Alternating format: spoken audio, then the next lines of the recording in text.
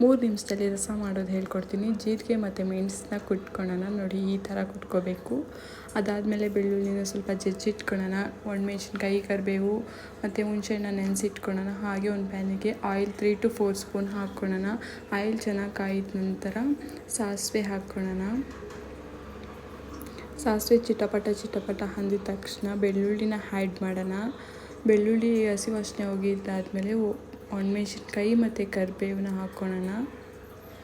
ಅದಾದಮೇಲೆ ಫ್ರೈ ಆಗಿದ ತಕ್ಷಣ ನಾವು ಜೀರಿಗೆ ಮತ್ತು ಮೆಣಸಿನ ಜಜ್ಕೊಂಡಿರೋ ಪುಡಿನ ಹಾಕ್ಕೊಂಡು ಫ್ರೈ ಮಾಡಿಕೊಂಡು ಹುಣಸೆ ಹುಳಿ ಬಿಟ್ಕೊಳ್ಳೋಣ.